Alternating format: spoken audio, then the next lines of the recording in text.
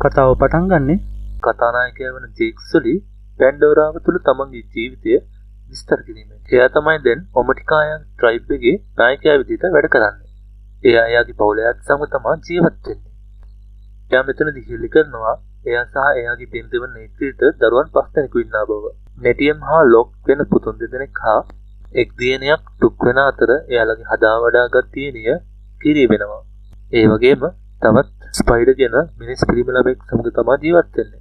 Jake මේ වෙලාවේ තවදුරටත් පැහැදිලි කරනවා කිරි කියන්නේ එයාලගේ ආදරණීය මිතුරිය වන බ්‍රේස් ඔගස්ටින්ගේ දියණිය වෙනවා. ඇය තමයි පැන්ඩෝරාවට විරුද්ධව ආක්‍රමණයේදී නාවිජනයාට උදව් කළේ. ස්පයිඩර් නම් මිනිස් පිරිමි ළමයා නාවි ආක්‍රමණයේදී පරාජය වූ මිනිසුන්ගෙන් පෘථිවියට ගමන් ගන්නා විට ඒ ගමනට යාමට ඉතාමත් ලාභාලු වූ නිසා ඔහු පැන්ඩෝරාව තුළ දමා ගොස් තිබුණා. ජේක් මෙහිදී පවසනවා ළමයන් ආදරයෙන් එකිනෙකා අතර සමගියෙන් ඉන්නා බවත් ඔවුන් හොඳින් රැක බලා ගන්නා බවත් පවුලක් මෙන් එක්ව ඉන්නා බවත්. නේත්‍රි ස්පයිඩර්ට කැමති නෑ. මොකද පසුව එළි වෙනවා ස්පයිඩර් කියන්නේ කර්නල් මයිස්ගේ දරුවව. එයා තමයි නාවි ජනතාව පැන්ඩෝරාවෙන් තොරන් කිරීමට නායකත්වය සැපයූ හමුදා කර්නල්වරයා. ස්පයිඩර් පැන්ඩෝරාව මත ඉතිරිලා තියෙන්නේ එයා පෘථිවියට ආපසු රැගෙන යාමට තරම් කුඩා වූ නිසායි. අනෙක් පැත්තට කිරි ස්පයිඩර් සමග විශේෂ ආදරයක් තියෙනවා. ස්පයිඩර් මුළු ජීවිත කාලෙම නාවිජනයා සමග තමයි ජීවිතය ගත කර තියෙන්නේ. එක් රාත්‍රියක මේත්‍රි හා ජේක් සුලි කතා කරන විට හදිසියෙම අහසේ දීප්තිමත් අභ්‍යවකාශ යානාවක් දකින්නට ලැබෙනවා. ඒ අභ්‍යවකාශ යානාව ඒගොල්ලෝ වෙතට ගමන් කරලා එයාලව විනාශ කරන්න හදනවා. මේගොල්ලෝ ජීවත් වෙන වාසස්ථානය සහ මුලින්ම ගිනිබත් කරනවා. ගින්න සම්පූර්ණයෙන්ම පැතිර යන නිසා බොහෝ සතුන් මිය යන අතර අභ්‍යවකාශ යානාවලින් රොබොටික් යන්ත්‍ර මගින් ක්‍රියාත්මක කරන ආයුධ සන්නද්ධ සොල්දාදුවන් මතුවෙනවා. ඒගොල්ලෝ මෙම ස්ථානයේ ඉතිරි ඇති සියලු දේවල් විනාශ කරනවා. ඈතින් ඉඳන් බලන් ඉන්න ජේක් හා නේට්රිට ඉතාමත් කම්පනයටපත් වෙනවා. මෙම අභ්‍යවකාශ යානය පැන්ඩෝරාව යට කර ගැනීමට හා තවත් පෘථිවියේ මෙහෙයුම් මධ්‍යස්ථානයක් ගැනීමට තමයි ඇවිත් තියෙන්නේ. පසුව අප යොමු කරන්නේ විද්‍යාඥයන් විසින් අවතාර පළමු කතා මාලාවේ පෘථිවි හමුදා නායක කර්නල්ව නාවි ක්ලෝනයක් බවට පත් කර තියෙන රසායනාගාරයකයි. මෙහිදී සියලු මතකයන් දත්ත මෙම ක්ලෝනයට ඇතුළත් කර තියෙනවා. නමුත් මේ දත්ත කර්නල් මරණයට පත්වීමට පෙර ගබඩා කර දත්ත නිසා ඔහු මෙහි ගියේ කොහොමද කවුරුන් විසින් මැරුවාද යන්න කිසිම මතකයක් නැහැ. මෙතන විද්‍යාඥයන් විසින් පැන්ඩෝරාවට ප්‍රහාරයක් දියත් කිරීමට සමත් තවත් සොල්දාදුවන්ගේ ක්ලෝන ඉපදවනු ලබනවා. මෙහි ප්‍රතිඵලයක් ලෙස කර්නල් ඔටිකායා ජනපදය විනාශ කිරීමට ජේක් සුලි මරා දැමීමට තීරණය කරනවා. මේ අතර අලුතෙන් පැමිණෙන අවගන්තුකයන් පළවා හැරීමට ජේක් සුලි සමග නාවි ජනයා විසින් ප්‍රහාරයක් දියත් කරන ලබනවා. ඔවුන් ආර්ලී සැපියුම් දුම්රියකට ප්‍රහාරය දියත් කරන අතර එහිදී පුළුවන් වෙනවා එහිට රිංගලා එහි ඇති හැමෝ සහ ආහාර සැපියුම් සොරකම් කරන්නට. හැබැයි මේ මෙහෙයුමත් අතරතුරේදී එයාගේ එක් පුතෙකු වන ලොආක් එයා කියන කිසිම දෙයක් සවන් දෙන්නේ නැහැ. ඉතින් ඒක නිසා අවසානයේ එයාට තුවාල වෙන්න සිදු වෙනවා. අනෙක් අතට කර්නල්ට එයාගේ ෆර්ස්ට් ජෙනරාල් ආම් මෝරේ හමු වෙනවා. ඇය නාවි ජනයා පිළිබඳ මෙයාට දන්වන අතර වංශී කියලා හඳුන්වන එයාලගේ පියාසල හවුල්කරුවන් ගැන පවසනවා. ඒගොල්ලෝ මේ වෙනට මෙයාලගේ හෙලිකොප්ටර් වලට පහර දෙන්න ලබන අතර ඒවා සම්පූර්ණයෙන්ම අඩමන කරන්නට පුළුවන් වෙලා තියෙනවා. කාලයක් යන කලින් එයාලා තමන්ගේ සගයන් සමග වනාන්තරයට පැමිණෙනවා. මේ අතර ජේක්ගේ දරුවන් ඒ වනාන්තරයේ සෙල්ලම් කරමින් ඉන්නවා. එතකොටම කර්නල් වනාන්තරයේ වටපිටාව පරීක්ෂා කරන අතර කර්නල් එයාගේ පරණ රොබෝ ඇඳුම සොයා ගන්නවා. එයාගේ ශරීරය තාමත් මේක තුළ පවතිනවා. මේ සියල්ල ලොවක් විසින් බලාගෙන ඉන්න අතර එයා වහාම බෙල්ලේ තියෙන රේඩියෝ එක ආධාරයෙන් තමන්ගේ පියාව සම්බන්ධ කර ගන්නවා.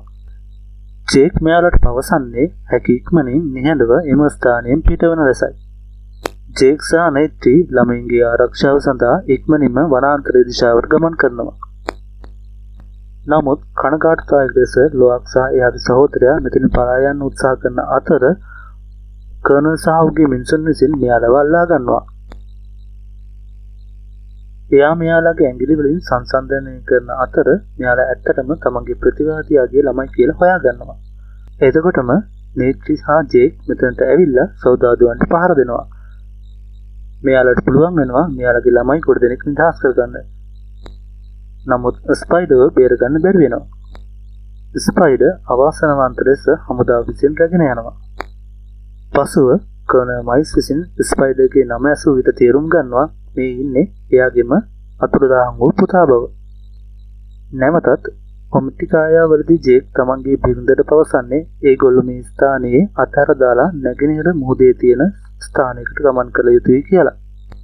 මොකද මෙයා බයටපත් වෙලා තියෙන්නේ ස්පයිඩර් මෙයාලගේ ස්ථානය ගැන කර්නල් හා ඇගේ මිනිසුන්ට හෙළි කරයි කියලා. ජේක් නයිට්‍රීට හෙළි කරනවා කර්නල්ව මැරුව නිසා එයා හා කර්නල්ගේ මිනිසුන් විසින් මෙයාට දිගින් දිගටම පහර දෙනවා කියලා. නයිට්‍රී මෙයාගේ ලස්සන නිවස හැර යාමට කැමති නෑ. නමුත් තමන්ගේ ස්වාමියා පුරුෂයා පවසන සෑම දෙයක්ම සත්‍ය බව ඇය දන්නවා. ඉතින් ඒක නිසා ඇය තීරණය කරනවා ජේක් එක්ක පිටත් වෙන්න. අනෙක් අතට පේනවා ජනරල් ආමෝයි ස්පයිඩර්ට ඉතාමත් කුරු ලෙස සලකන බව. ඇය උත්සාහ කරනවා අධිතාක්ෂණික යන්ත්‍රයක් තුළට ස්පයිඩර්ව දමා ඔහුගේ තියෙන මොළයේ තියෙන තොරතුරු ලබා ගන්න. ස්පයිඩර් එයාගේ නාවි දෙමව්පියන්ට ඉතාමත් පක්ෂපාතී වන අතර මොන දේ කරත් නොසැලී ඉන්නවා. මේ අතර කර්නල්වරයා තම පුතා විඳින වේදනාව දැකලා යන්ත්‍රය ක්‍රියාවීරීත්ව කරනවා.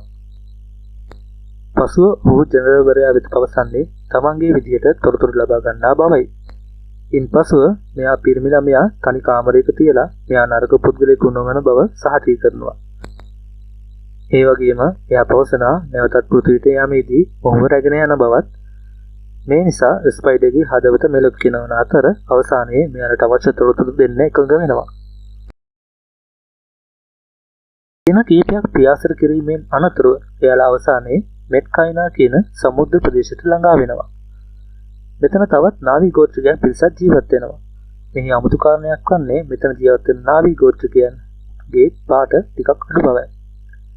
ඒ වගේම ඒගොල්ලෝ ජලයේ ඉන්න තමයි වැඩිපුරම කැමැත්තක් දක්වන්නේ. ඒගොල්ලෝ ජේක් සුලි ඇතුළු කණ්ඩායමේ පාට දැකලා එතනදී විහිළු කරන්නට ගන්නවා. වැඩි කාලයක් ගන්න කලින් ගෝත්‍රී ප්‍රධානියන් වන ටොනහාරි එයාගේ බිරිඳ සමග මෙතනට පැමිණෙනවා. ජේක් සුලි සහ එයාලගේ පවුලේ අය ගැන මෙයාලට ලොකු සැකයක් තියෙනවා. ඒ වගේම පවසනවා මේ අය ජලයේ ජීවත් වෙන්න සුදුසු නැහැ කියලා. කෙසේ වෙතත් තමන්ගේ පවුල බේරගන්න ප්‍රමුඛත්වය දෙන ජේක් පවසන්නේ ඒගොල්ලන්ට ඉක්මනට මෙම ස්ථානයට අනුවර්තනය වෙන්න පුළුවන් බව. ඒ වගේම එයාලා හෙළි කරනවා ඒගොල්ලොන් මිනිසුන් පිරිසක් විසින් හඹා එන බව. මේ කසන ටොනහාරේ එයාලට ඉන්න ඉඩ දෙන අතර නවාතැන් ස්ථානයකුත් සපයනවා. එයා තමන්ගේ ළමයින්ට පවසනවා ජේක්ගේ ළමයින්ට පීනන ආකාරය කියා දෙන්නස. ඒ වගේම ජලයේ වටා ගමන් කරන ආකාරයත් ඒ ජීවත් වෙන ආකාරයත් කියා දෙන ලෙසට උපතන වෙන්න පුළුවන් වෙලා තියෙනවා. ඒ සමගම සමහර මුහුදු ජීවීන් සමගද සම්බන්ධ වෙන්න පුළුවන්කමක් දක්වනවා. ඊළඟ දවසේ කිරි වතුර යට ගමන් කරන විට ටොනහාර්ගේ පුතා වන ඕනන් හා ඔහුගේ යාළුවන් විසින් විහිළු කරන්න පටන් ගන්නවා. ඒ වගේම ඇයව විකාරයක් ලෙස හඳුන්වනවා. මේ ඇසුණු ලොආක් ඇවිත් ඕනන් හට පහර දෙනවා. මෙම සිද්ධිය දැනගත් ජේක් සුලි පවසන්නේ ඕනන් වංශනායකයාගේ පුතා බැවින් ඕනන් ළඟට ගොස් සමාව ගන්නා ලෙසයි. අකමැත්තෙන් වුවත් ලොආක් ඒකට එකඟ වෙලා ඔහුගෙන් සමාව ඉල්ලනවා. ඕනන් මේ වෙලාවේ සමාව දුන්නත් හිත ඇතුලේ කෝපයක් තියාගෙන ඉන්නේ. ඉන්පසුව ලොආක්ට පාඩමක් උගන්වන්න හිතාගෙන එයා මෙයාවත් අරගෙන පීනන්න උදව් කරනවා කියලා ඉතාමත් ගැඹුරු ස්ථානයකට අරන් යනවා. නමුත් මෙම ස්ථානයේ සත්තු ඉන්නවා කියලා ලොආක් දන්නේ නැහැ. ටික වෙලාවකට පස්සේ ලොආක් මාළු අල්ලනකොට එතන විශාල සත්වයෙක් මෙයා ඉන්න දිශාවට ගමන් කරනවා කියලා දනිනවා. මෙයා බියටපත් වෙලා උදව් ඉල්ලුවත් යාළුවන් කවුරුවත් මෙතන නැහැ. මේ වෙලාවේදීම පයාකන් කියන සත්වයා එයාගේ පිහිටට එනවා. එම සත්වයා එයාගේ විශාල හිස ආධාරයෙන් එම සත්වයාව මරා දමනවා. මෙහිදී අපිට දැනගන්නවා පයාකන් කියන්නේ ඇත්තටම තූල්කුන් කියන සත්ව විශේෂයයි. තූල්කුන් කියන්නේ තාමත් බුද්ධිමත් සාවකාමී සත්ව විශේෂයක්. මොහොතේ තූල්කොන්ලා දහස් ගණනක් ජීවත් වෙන අතර නාවී ජනතාව විසින් තූල්කොන්ලා හඳුන්වන්නේ තමන්ගේ ආත්මය විදිහටයි. පයාකන් කියන්නේ තූල්කොන්ලාගේ විශාලතම හා බලවත්ම සත්‍යයයි. මේ අතර පයාකන් ලෝක බේරගෙන වතුර මතු පිටට අරගෙන එනවා. ඒ වගේම මෙතනදී ලෝක මෙයාගේ පිටට ඇනලා තිබ්බ ආයුධ කීපයකුත් ඉවත් කරනවා. මේ ආයුධ නිසා කාලයක් තිස්සේ මෙම සත්‍යය විශාල දුකක් විඳලා තියෙනවා කියලා පේනවා. අවසානයේ මෙම සත්‍යය හා ලෝක අතර විශාල බැඳීමක් ඇති වෙනවා. පසුව ලෝක ගොඩබිමට පැමිණියාට පසු නායකයා විසින් එයාව කැඳවනවා. නායකයා තමන්ගේ පුත්‍රයාගේ අමනකම් ගැන සොයාගෙන ඇති අතර ඒක නිසා තමන්ගේ පුත්‍ර ඕනන්ට කියනවා මෙයාගෙන් සමාව ගන්නා ලෙස. නමුත් මේ අවස්ථාවේදී ලෝවාක් වැරද්ද තනියෙන් බාර ගන්නා අතර ඕනන් මේට කිසිම දෙයක් සම්බන්ධ නැති බව පවසනවා. මෙතනදී ඕනන්ට තේරෙනවා අලුතෙන් පැමිණිය නාවික ජනයා කිසිම නරකක් නෑ කියලා. ටික වෙලාවකට පස්සේ ලෝවාක් එයාගේ සහෝදරයන් සමග එකතු වෙලා පයාකන් එයාගේ ජීවිතේ බේරුපු එක ගැන පැහැදිලි කරනවා. නමුත් එයා කියන දේ කවුරුත් විශ්වාස කරන්නේ නැහැ. ඒ වුණාට එයාලා කියන්නේ පයාකන් කියන්නේ ඇත්තටම මිනිමරුවෙක් කියලා. ඒක නිසා එයා අනිකුත් තූල්කන්ලා විසින් අතහැර දමා තියනවා කියලා කියනවා. අනෙක් අතට ස්පයිඩර් කර්නල්වරයාට නාවි ජනයාගේ සංස්කෘතිය ගැන පවසනවා. එයාව අරගෙන බන්සී කන්ද වෙතට යනවා. කැමති ඉක්රන් කෙනෙක්ව තෝරගන්න ලෙසට පවසනවා. මුලදී කර්නල්වරයාට මෙය පොඩ්ඩක් අමාරු වුවත් ඉක්මනට මෙයාට මේක අල්ලගන්න පුළුවන් වෙනවා. එයා සත්‍යයකුත් තරම් පියාසර කරනවා. ටික වෙලාවකට පස්සේ ජේක් ඉන්න ස්ථානය ගැන මෙයාලට තොරතුරක් ලැබෙනවා. හැකි ඉක්මනට එයාලගේ හමුදාවත් රැගෙන මෙට්කායා සමුද්‍රය දෙසට ගමන් කරනවා. මෙතනට ආවට පස්සේ එයාලට ජලජ නාවී කීප දෙනෙකු හමු වෙනවා. එයාලා මෙයාලගෙන් අහනවා ජේක් සුලීව දැකලා තියෙනවද කියලා. නාවින් මෙයාව දැකලා නැති බව පවසනවා. කර්නල්වරයා විසින් මෙයාලගේ එක්කෙනෙකු මරා දමලා එයාලගේ නිවාසත් මෙතනදීම ගිනිපත් තියෙනවා. එහෙම කරන්නේ නාවින්ලා ජේක්ලා ගැන වචනයක්වත් පවසන්නේ නැති නිසා. වෙනත් විකල්පයක් නැති නිසා කර්නල් මෙහිදී තීරණය කරනවා එයාලගේ නව සැලසුම ක්‍රියාත්මක කරන්න. එයාලට දැන් අවශ්‍ය වෙලා තියෙන්නේ තූන්කොන්ලා විශාල ප්‍රමාණයක් මරා දමන්නයි. එයා තීරණය කරනවා මෙම සතුන් මරා දැමීමෙන් අවසානයේ ජේක්ව එළියට ගන්න පුළුවන් වෙයි කියලා. ඒත් ඇත්තටම එම සතුන් මරා දැමීමෙන් තවත් වාසියක් තියෙනවා. තූන්කොන්ලාගේ මොළේ ඇතුලේ ඉතාමත් වටිනා ද්‍රව්‍යයක් තියෙනවා. මෙම ද්‍රව්‍ය මගින් මිනිසුන්ගේ වයසට යෑම සීමා කරනවා.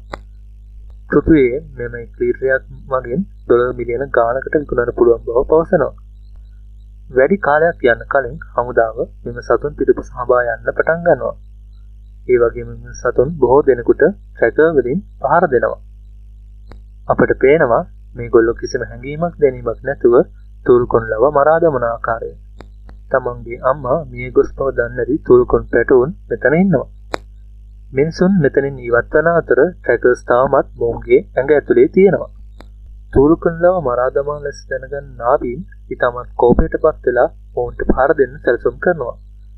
ජේක් මෙයාලට සංසුන් කරන අතර මෙයාලට කියනවා තූල්කොන්ලාගේ ඇඟ ඇතුලේ තියෙන ට්‍රැකර්ස් ගැන.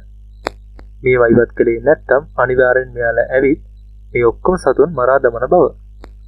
ලොක් මේ ට්‍රැකර්ස් ගැන ඇහුව ගමන් තමන්ගේ හොඳම යාළුවා වන පයාකන්ට මේ ගැන දැනුම් දෙන්න පිටත් වෙලා යනවා. ඕනන් සහ තවත් කීප දෙනෙක් මෙයා සමග එකතු වෙනවා. ටික වෙලාවකින් මෙයාලට පයාකන්න හම්බ වෙන්න පුළුවන් වෙනවා. ඒ වගේම මෙයා එයාලගේ ඇඟේ තියෙන ට්‍රැකර්ස් එකකින් එක ගලවන්න උත්සාහ කරනවා. මේ අතරම කර්නල්වරයා ඇතුළු පිරිස තූල්කොන්ලව දඩයම් කරන්න පැමිණෙනවා. මේක දැක ගමන් ලොක් තමන්ගේ තාත්තට කතා කරලා මේ තත්ත්වය ගැන දැනුම් දෙනවා. ජේක් සහ නේච්චි එයාලගේ ආයුධ අරන් සටන් බිම දිහාට ගමන් කරනවා. අනෙක් අතට කර්නල් තමන්ගේ කාර්ය මණ්ඩලයට පවසනවා තූල්කොන්ලට පහර දීලා ජේක්ගේ දරුවන් සොයා ගන්නා ලෙස. ටික වෙලාවක් හෙව්වට පස්සේ එයාලට අවසානයේදී කිරි හා තුක් හම්බ වෙනවා. ඒ වගේම මේ ගොල්ලන්ව දැලකට කොට කරගන්නවා. ලොක් මේ දැල ඉරන්න උපරිම උත්සාහයක් ගත්තත් තල්මසුන් මරණ නැවට මෙයාලත් එක්කම ඇදලා ගන්නවා. ඉක්මනින්ම කර්නල් මෙතෙන්ට ඇවිල්ලා ඒගොල්ලන්ව නැවී රේල්වේ එකට තියලා බඳිනවා. ඊට පස්සේ එයාලා ලොක්ගේ රේඩියෝ එක අතර ගන්න අතර එයාගේ දරුවන්ගේ ආරක්ෂාව සඳහා කිසිම දෙයක් කරන්නේ නැතුව යටත් වෙන්න කියලා ජේක් තාන කරනවා. වෙනත් විකල්පයක් නැතිස්සා ජේක් මෙයාගේ කොන්දේසි වලට එකඟ වෙනවා. මේ වෙලාවෙදිම පයාකාන් එයාගේ හොඳම යාළුවා ලෝආක්ව බෝට්ටුවේ මාංචු දාලා තියෙන බව දැනගෙන එයාව බේරගන්න උත්සාහ කරනවා. අවසානයේදී එයා වේගයෙන් බෝට්ටුව මතට පයින් අතර බෝට්ටුවේ තට්ටුව මතට පැනලා වේගයෙන් සෙලවෙන්න පටන් ගන්නවා. ජේක් සහ නාවි හමුදාව මෙයාලට ප්‍රහාර දෙයක් කරනවා. මේගොල්ලන්ට තමන්ගේ දරුවන් බේර ගන්න වගේම මෙයාලගෙන් පරිගන්නත් අවශ්‍ය වෙලා තියෙනවා. මේ අතර ස්පයිඩර් නෙවෙයි සුක්කානම කඩන අතර මේ හේතුවෙන් නැව කොරල් පරේක ගැටි ජලය කාන්දු වෙන්න ගන්නවා. ඊට පස්සේ ජේක්ගේ වැඩිමහල් පුතා නෙතේරම් නැවේ තට්ටුව මත නැගලා ලෝහාක් දුක්සා කිරියව නිදහස් කරනවා. ඊට පස්සේ දරුවන්ට අණ කරනවා ඉක්මනින්ම ආරක්ෂිත ස්ථානයකට ගමන් කරන්න කියලා. නමුත් මේ වෙලාවේදී ලෝහාක් ඒක ප්‍රතික්ෂේප කරනවා. ඒ වෙලාවේදී එයාලා තීරණය කරනවා එයාලා හදා වඩාගත්ත ස්පයිඩර්ව බේර ගැනීමට. ටික වෙලාවක් සෙවීමෙන් පස්සේ අවසානයේදී ස්පයිඩර්ව මෙයාලට හමු වෙනවා. ඒගොල්ලෝ නැවෙන් පිටත් වෙන්න යද්දී කර්නල් එයා මෙයාලව දැකලා එයාලට පිටි තියෙනවා. අවසනාවන්ත ලෙස නෙතේරියම්ට පොණ්ඩයක් වැදෙන අතර මේ නිසා එයා බරපතල ලෙස තුවාල වෙනවා. අධික ලෙස රුධිරය වහනය වෙලා මෙතනදී එයා මිය යනවා. තමන්ගේ මියගේ පුතාව දැකලා නේත්‍රී තම දුකින් හඬ වැළපෙනවා. මේ අතර කර්නල්ට පුළුවන් වෙනවා කිරි සහ ටොක්ක අල්ල ගන්න. මේ අවස්ථාවේදී එයා ජෙක්ට පවසනවා එයාගේ තීනයන් දෙදෙනාම තමන් සමග ඉන්නේ කියලා.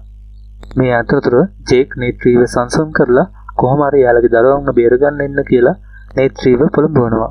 තමන්ගේ පුත්‍රයා නැතුන් ශෝකය හා තමන්ගේ දීනයන් බේරගැනීමේ අදිෂ්ඨානයෙන් යුතුව නේත්‍රී තමන්ගේ දුන්න හා ඊතලය රැගෙන ඒ සමගම ජේක් නැවතුලට ඇවිල්ලා නැවේ පිපිරීමක් ඇති කරනවා. මේන් කර්නල්ගේ සොල්දාදුවන් සමහරක් මිය යන අතර නේත්‍රීත් මේ වෙලාවේ ආසින් පැමිණ ඉතිරි වෙලා ඉන්න සොල්දාදුවන්ට ඊතල විදිමින් මරා දමනවා. මේ අතර ජේක් එයාගේ කුඩා දීනේ ටුක්ක සොයාගෙන එයාව නිදහස් කරනවා. මේ සමගම කර්නල් එතන පෙනී සිටින අතර එයා කිරිගේ බෙල්ලට පිහියක් තියාගෙන ඉන්නේ. ඊට පස්සේ එයා ජේක්ට තර්ජනය කරනවා තමන්ගේ ආයුධය බිම තියන්න කියලා. වෙන කරන්න කිසිම දෙයක් නැති නිසා ජේක් මේ වෙලාවේදී අකමැත්තෙන් වුවත් එකඟ වෙනවා. මේ අවස්ථාවේදී පරිගන්නා කෝපයෙන් යුතුව නේත්‍රී ස්පයිඩර්ව අල්ලගෙන එයාව මරා දමන බවට තර්ජනය කරනවා. නමුත් මුලදී කර්නල් පවසන්නේ එයාට ස්පයිඩර් සමග කිසිම සම්බන්ධයක් නැහැ කියලා. නමුත් නේත්‍රී පිරිමි දරුවාගේ පපුවේ කැපුමක් සිදු කරාම එයා වහාම කිරිව අතාරිනවා. මේ සමගම නේත්‍රී හා එයාලගේ පවුලේ අය මෙතනින් පිටත් වෙන්න සූදානම් වෙනවා. මේ සමගම කර්නල් පවසන්නේ නැවත නැවතත් ජේක් පසුපස හඹා එනවා කියලා. ජේක්ට මේ වෙලාවේදී තේරෙනවා එයාට කවදාවත් සාමකාමී ජීවිතයක් ගත කරන්න කර්නල් ඉඩ දෙන්නේ නැහැ කියලා. ඉතින් ඒක නිසා එයා තීරණය කරනවා කර්නල්ව මරා දමන්න. දෙදෙනාම තම තමන්ගේ දෑත් පාවිච්චි කරමින් ඉතාමත් ද්වන්ද සටනක නියැලෙනවා. එයා කර්නල්වරයාගේ හිසට ගැටයක් දමා සිහිය නැති කරනවා. ඒත් මෙයා මිය ගියා කියා උපකල්පනය කරමින් එයාට අවතරේ ගිලෙන්නට ඉඩ හරිනවා. නමුත් අවාසනාවන්ත ලෙස මෙයාටත් මෙතනදී හුස්ම ගන්න අපහසු වීමෙන් පතුල ඇතුළට කිලීමට පත් වෙනවා. මේ සමගම ලෝආක් එයාව බේරගන්න පැමිණෙන අතර එයාව නැවතත් වතුර මතු පිටට අරගෙන එනවා. පසුව පයාකාන් මෙයාලගේ මුළු පවුලම එකතු කරගෙන පෙරළ තීරයට ගමන් කරනවා. පසුව අපිට දකිනවා ස්පයිඩර්ත් එයාගේ අත තාත්තව වතුරෙන් එළියට අරගෙන එයාගේ ජීවිතය බේර ගන්නවා කියලා. කර්නල්වරයා මේ අවස්ථාවේදී ස්පයිඩර්ව තමන් සමග පැමිණෙන ලෙසට බල කරත් ස්පයිඩර් මේ අවස්ථාවේදී තමන් දරුකමට හදාගත් නාවි ජනයා සමග ඉන්න තීරණය කරනවා. අපට අවසානයේ දකින්නට හම් වෙනවා මෙත්කායනා ගෝත්‍රය හා නේත්‍රී ඇතුළු මුළු පවුලම නෙතේයම්ගේ දේහය සාගර පතුලේ භූමදානය කරනවා. සාගර පතුලේ තියෙන ශාක නෙතේයම්ම බැලඳ ගන්නවා. ජේක්ට මේ වෙලාවේදී එයාගේ වැඩිමහල් පුතා සමග ගත කරපු කාලය මතක් වෙනවා. ඒ වගේම මෙයා දැන් මෙයාලගේ දෙවිවරු එක්ක ඉන්නේ කියලා දැනගෙන චිත්‍රපටය අවසන් වෙනවා.